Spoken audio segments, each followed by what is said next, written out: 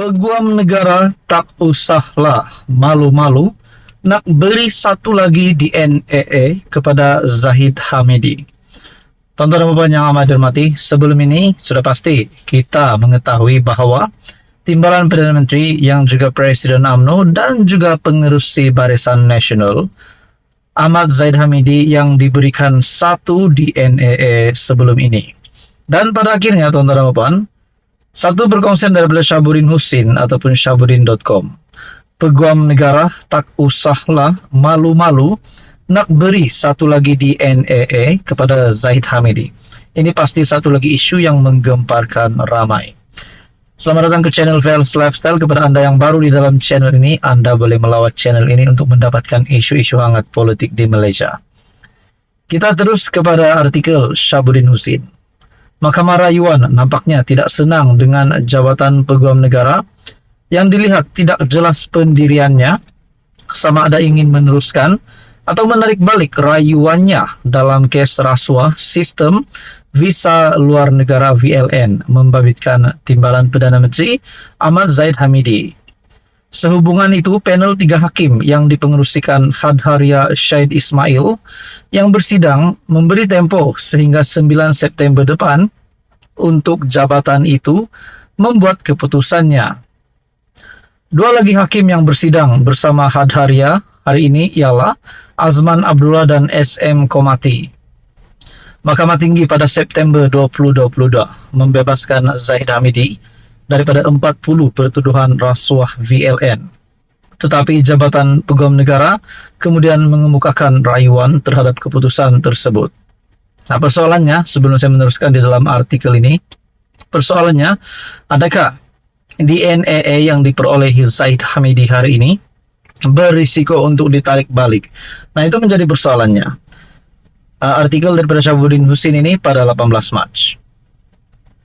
Dalam penghakimannya, maafkan saya, pada 17 November 2023, Timbalan Pendaftar Mahkamah Rayuan Muhammad Nur Firdaus Rosli menetapkan rayuan pendakwa itu akan didengar di Mahkamah Rayuan pada 18 Mac.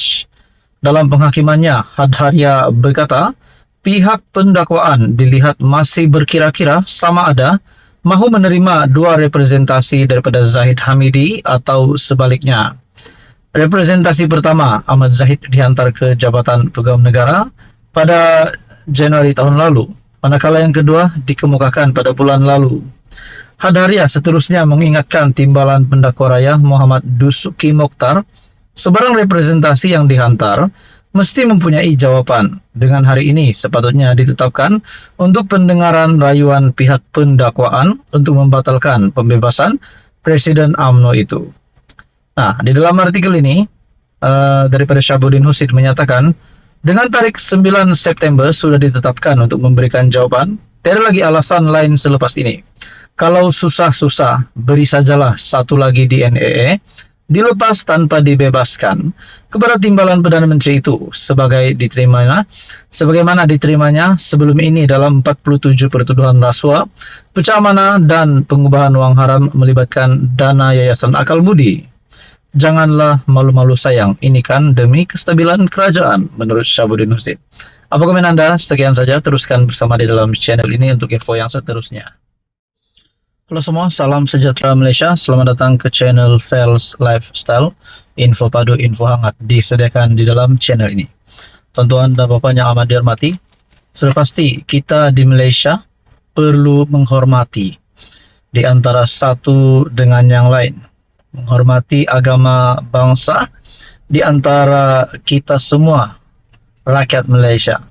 Namun saudara-saudara, sudah pasti berkaitan dengan isu agama yang timbul baru-baru ini berkaitan dengan kalimah Allah, yaitu stocking yang dijual yang tertera kalimah Allah menimbulkan banyak kecaman terhadap yang telah melakukan kesalahan itu. Nah, saudara-saudara yang amat dihormati, tuan-tuan dan puan, satu artikel daripada BH Online ataupun Biharian Online, Agong murka isu kalimah Allah timbul lagi. Yang di Pertuan Agong Sultan Ibrahim murka isu penjualan stocking yang tertera kalimat Allah di sebuah rangkaian kedai serbaneka. Seri Paduka Baginda bertita, sewaktu berangkat ke istiadat pembukaan penggal ketiga Parlimen ke-15 di Parlimen bulan lalu, Baginda mengingatkan semua lapisan masyarakat supaya menjaga keharmonian negara dan tidak memainkan isu sensitif melibatkan agama, kaum, dan raja-raja.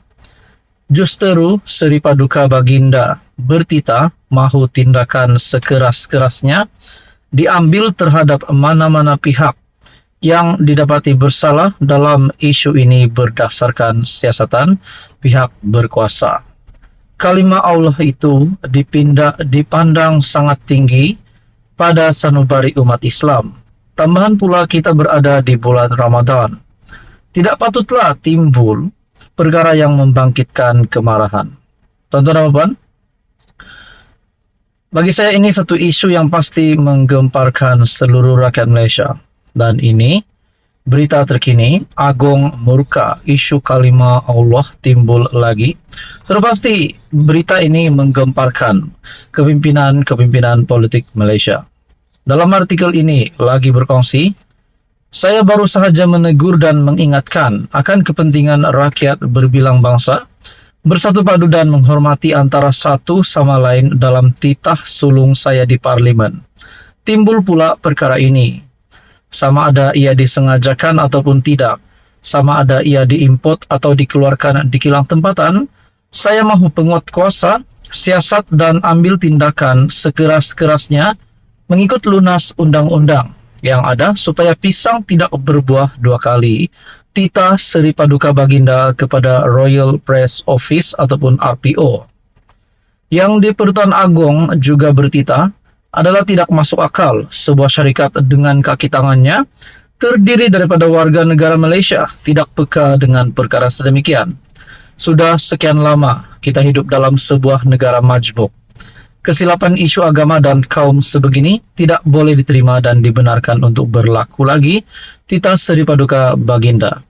Pada 13 Mac lalu, tular dalam media sosial isu stalking tertera kalimat Allah dijual di Kekemat Bandar Sunway selepas gambar produk itu dimuat naik pengguna. Tuan-tuan dan puan yang amat dihormati, apa komen Anda berkaitan dengan isu ini?